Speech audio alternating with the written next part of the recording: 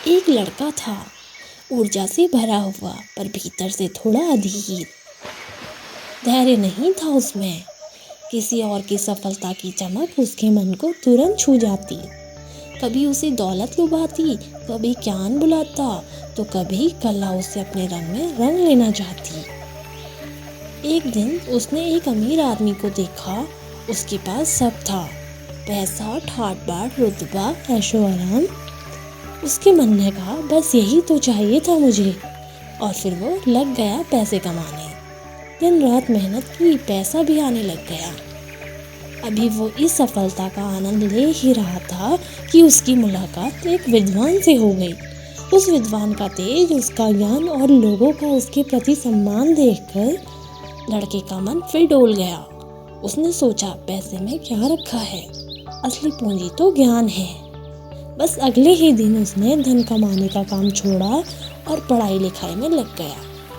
अभी वह अक्षरों का ज्ञान सीख ही रहा था कि उसके कानों में एक मधुर धुन पड़ी। उसने एक संगीतज्ञ को देखा जो अपनी कला से पूरी दुनिया को मंत्रमुग्ध कर रहा था।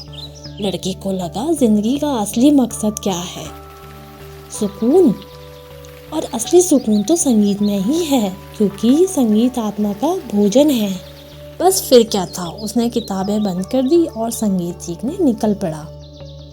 इसी तरह वक्त बीतता गया। साल दर साल वो एक डाल से दूसरे डाल पर कूदता रहा।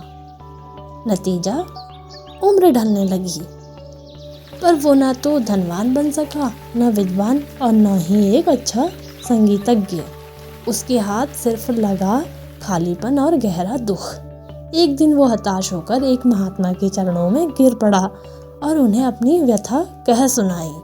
महात्मा मुस्कुराए और बड़े प्यार से बोले, बेटा, ये दुनिया फिसलन भरी है, चमक से भरे रास्ते, सब तरह आकर्षण ही आकर्षण।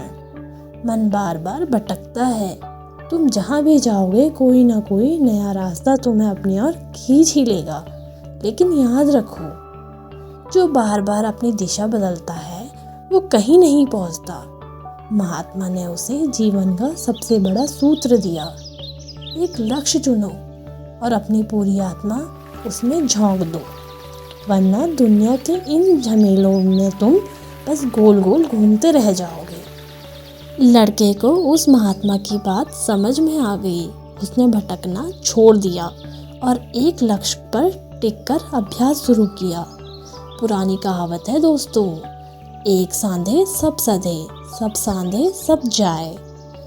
जब हम हर दिशा में भागने की कोशिश करते हैं तो हम कहीं नहीं पहुंच पाते, लेकिन जब हम अपनी पूरी ऊर्जा एक ही केंद्र पर टिका देते हैं तो सफलता खुद ब खुद हमारे कदम चूमती है।